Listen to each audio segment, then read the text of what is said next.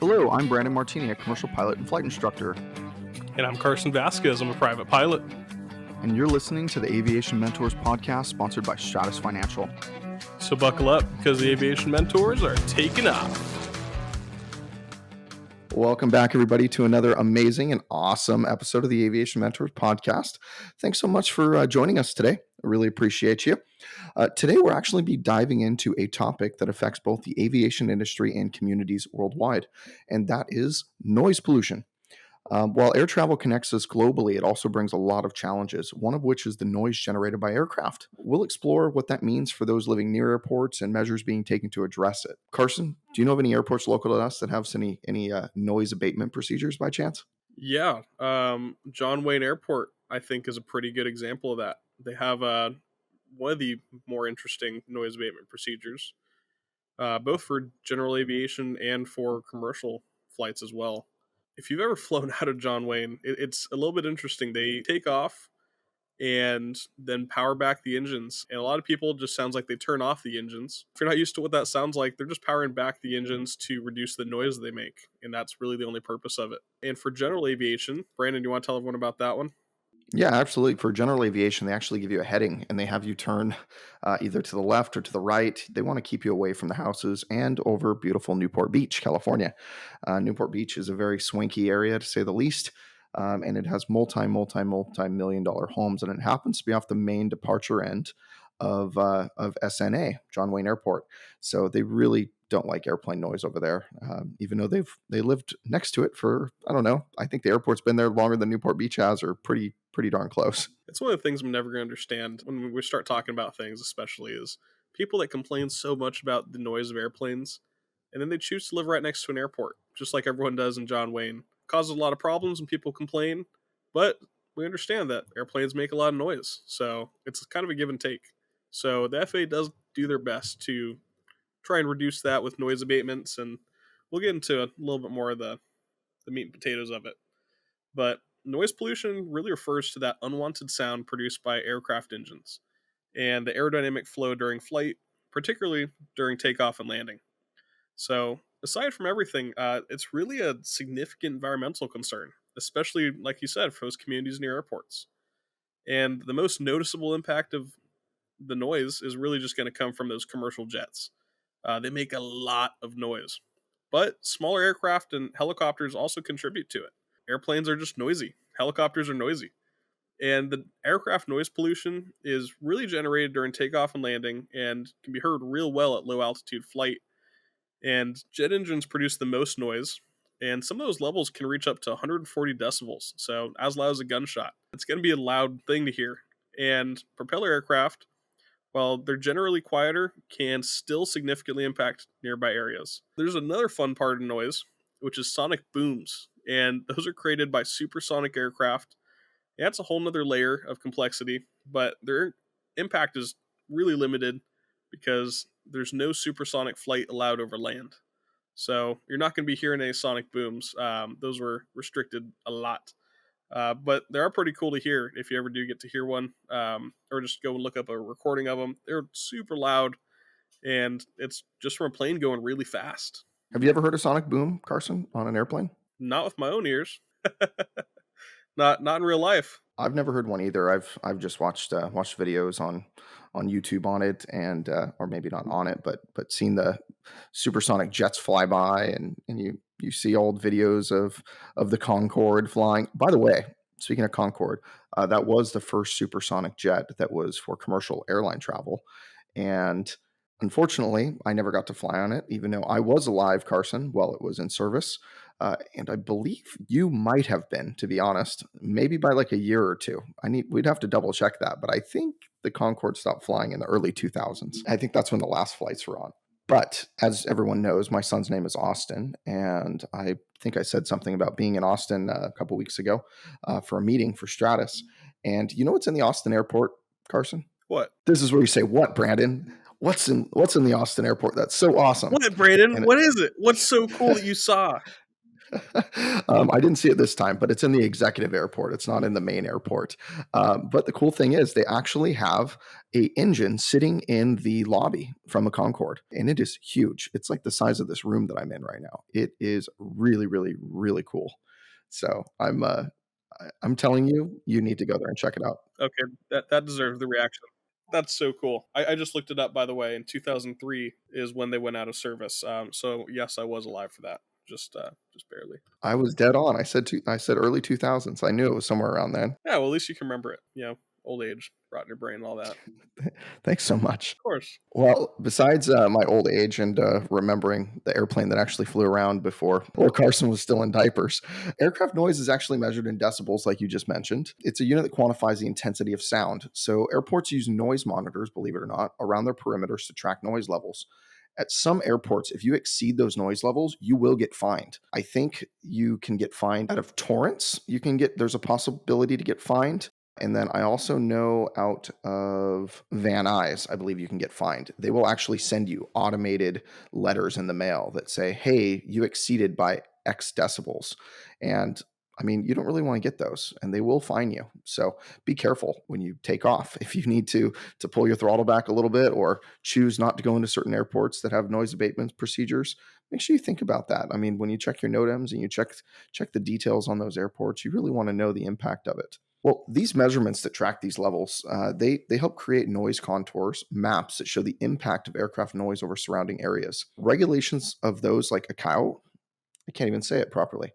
Do you know how to say it, Carson? ICAO? ICOA. I I think say it's it as ICOA. ICAO. I think it's ICOA, but as Carson said, ICAO set maximum noise levels for aircraft operations to minimize community impact. For context, a quiet suburb night is around 40 decibels, while a vacuum cleaner is about 70 decibels. Airports use an average noise level over a 24-hour period known as the day-night average sound level, or a DNL, to assess exposure. The FAA considers communities exposed to DNLs at or above 65 decibels as significantly impacted by aircraft noise. So these noise contours created using sophisticated computer models, and I'm sure now AI, help in planning and implementing noise abatement strategies. And they also make us do what we need to do as aircraft pilots to try to keep these communities happy. I know they all moved in and they all live near an airport, and especially in Southern California where it's so populated and dense communities. People might not even know that they live near an airport and they're just there to complain about it. So it is what it is. Yeah, well, that's never gonna really stop getting me. Airplanes make a lot of sound, and if you've ever been to an air show, I vividly remember the March Air Show, the March Air Force Base one. And anytime a plane would go over the parking lot, every single car would just start going off because it would just rattle them. So you can imagine what that's like to a lesser extent, but to just hear airplanes all day nonstop. And the noise pollution won't just affect the car by setting off their alarm.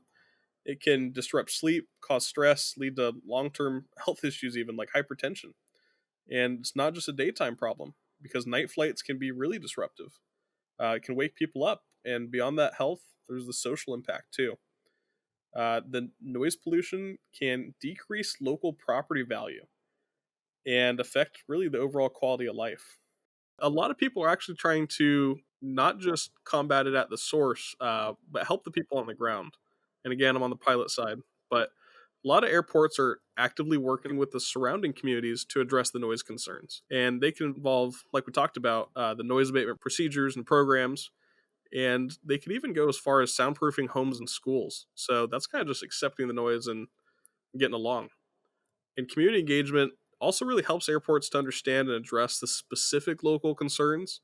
And that leads to these really tailored noise mitigation strategies and noise abatement procedures that some of the airports that Brandon mentioned have. Some airports have stricter local rules, like specific noise limits or restrictions on certain types of aircraft altogether. These regulations are really essential in terms of balancing the needs of the aviation industry and those needs of the local communities. And airports like San Francisco International have even set up comprehensive community engagement programs.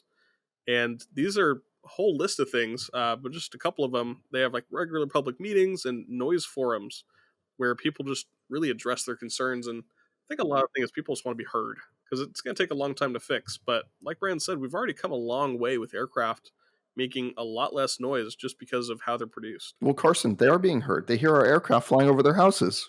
They're definitely hearing us. Oh, you meant we're supposed to They're hear hearing us, them. that's for sure. Yeah, we're not supposed to hear We're them. supposed to hear them. Yeah, they hear us. We want to hear them. We don't want to really, but the FAA wants to hear them. Unfortunately, my state that I was born in, which is California, I don't really like San Francisco anymore. It's very dirty, very filthy, and the people are very uppity. And no offense for anybody on here who might be from San Francisco, you're probably a great person because you like airplanes. But please come on down to Southern California or come on to my new home of Florida and come say hello because it's a little too. They go to a little too far of extremes over there sometimes on I mean noise forums, public meetings that are regularly happening. Come on, guys. I mean, let's just do some studies and let's just make everyone's life happy rather than just getting in a forum and screaming at each other. I don't feel like that's very productive. And it sounds like that's what's happening. Probably, but here's a different extreme. Amsterdam has an airport, and I even tried to write it out. I tried to pronounce it, tried to look it up. I couldn't pronounce it. And this airport has invested heavily in soundproofing, and Amsterdam has even relocated an entire community to reduce the noise exposure. So they moved everyone all together. And I think that's pretty awesome. I mean, good for them. So I can't imagine how many votes that took in that public forum. But they said, let's just get out of here. Let's get away from the airport. Let's move, not move the airport. Let's move Let's the move. people. Yeah, move the people. Yeah, the airport had to have been there first, right? That's the only solution. I mean, unless I bet you it's got to be like a military base or something. I mean, there'd be no reason why they wouldn't move the airport if it's that bad, unless it's has like a strategic reasoning for it. So I wish you knew how to say the airport, Carson. Well, there's been history of moving airports, right? Didn't they move Denver? Wasn't that a whole story? I don't know. We got to look into that. I feel like that was part of it. So I wish I can just kind of talk out of my rear end all the time and just, oh yeah, this is what happened. I wish I just knew a little bit about everything, but unfortunately, Carson, I'm not that good. I wish you do too. It'd make this a lot more convenient. It would. But back Hey, to it. luckily we have Google though. Luckily we have Google. We do. You're right. But in the U.S., the FAA's next gen programs aims to modernize air traffic management, and part of it is to address those noise concerns. And in Europe, the European Union has set really stringent noise regulations, which kind of led to phasing out older and, like we said, older means noisier aircraft. But aside from that, a lot of the problems just come down to you move next to an airport or you live next to an airport, and now you hear airplane sounds. And what do you do about it? So a lot of the problems are going to end up with a noise abatement procedure, I think. And that just means a certain way that aircraft have to fly and certain things that aircraft have to do to make less noise over your house. Yeah, it is what it is. I mean, we're trying to be the best neighbors we possibly can, even though I joke around on the podcast about not being a good neighbor. I think it's really important to engage with communities and make sure that they understand the value that aircraft bring their communities.